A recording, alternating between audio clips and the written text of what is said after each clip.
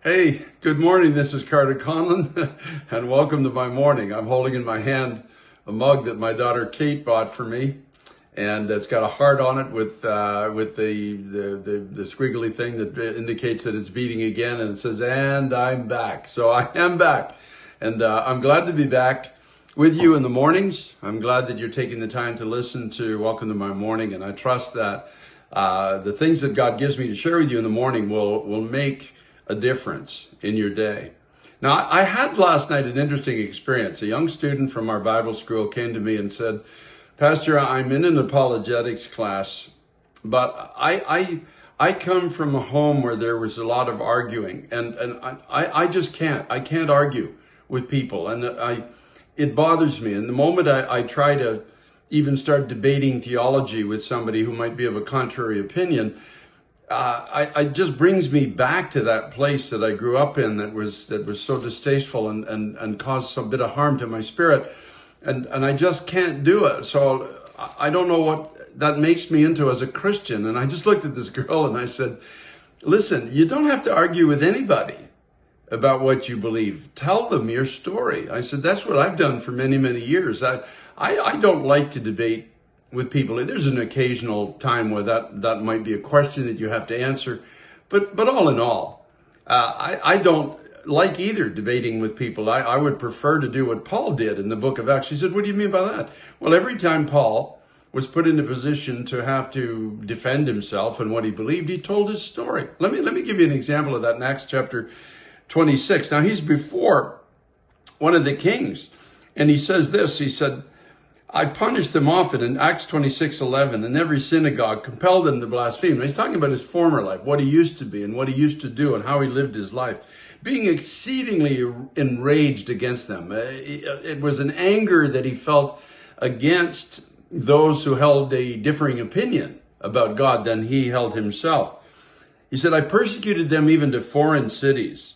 And while thus occupied, as I journeyed to Damascus with authority and commission from the chief priest, at midday, O king, along the road I saw a light from heaven, brighter than the sun, shining around me and those who journeyed with me. And when we had all fallen to the ground, I heard a voice speaking to me, saying in the Hebrew language, 'Saul, Saul, why are you persecuting me? It's hard for you to kick against the goads.' So I said, 'Who are you, Lord?'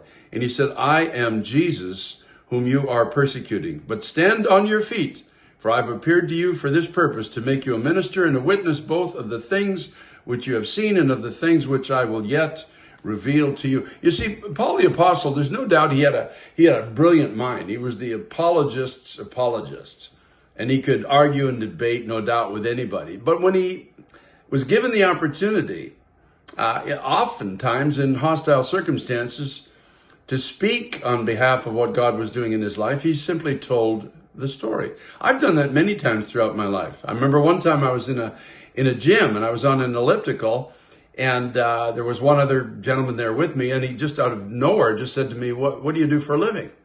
I said, "Oh, I'm a minister of the gospel. I'm a pastor." And he said, "Oh, really?" He said, "I'm a Muslim imam," which is kind of like a high priest of Islam.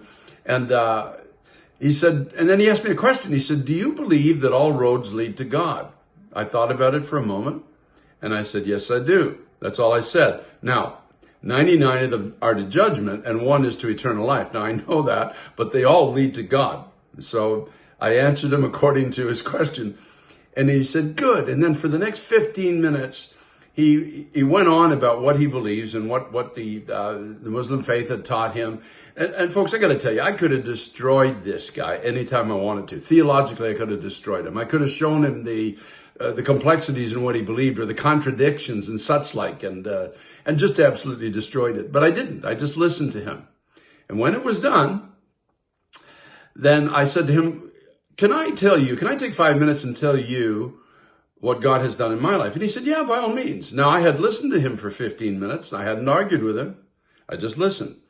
Now, for the next 5 minutes, he listened to me. And when I was done, he stopped on the elliptical. He got off and shook my hand. And he said, "I have two sisters just like you," he said. "They say they're Christians, and they tell me they're praying for me. And I'm here, this is Thanksgiving, I'm here for dinner with my two sisters, and that's why I'm here. And he says, I'm leaving from this club and I'm going to go back home and I'm going to their house and I'm going to have dinner with them. And I looked at him and I said, that's the reason you met me today, because you have two sisters that are praying for you, that you would be brought to the understanding of who God really is. He took my hand and shook my hand as if I was his best friend in the whole world, and then headed off home to his two sisters. Now, the question I asked this young student is, what might have happened had I argued with this man? What if I had destroyed him theologically? What if he left there and the two of us were just in a contentious or semi-contentious argument about what is truth and what is not truth? The Bible does say he who wins souls is wise, and God gives a wisdom. I said, I told him my story. My story touched his heart. My story sent him back home where two sisters are praying for him and believing God that he's going to be delivered from where he was and into the truth of a relationship with God through his son, Jesus Christ. I told this girl, I said, you don't have to argue with people. Just tell them your story. Leonard Ravenhill once said to me, a man with an experience is never at the mercy of a man with an argument. If I've had an experience with God, I said, just do what Paul did.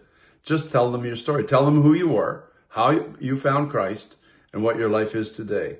You don't have to debate with every person or be dragged back into that argumentative past that is causing trouble to your heart. Folks, today, tell somebody your story. Just tell somebody your story. And if you can't tell them what God has done, tell them what you're believing God is going to do, and invite them to join with you on the journey and watch the presence of God in your life. Just tell them your story. This is Carter Conlon. I'm hoping I can tell my story to somebody today. And I'm hoping my morning is going to make your day. See you again tomorrow. God bless you.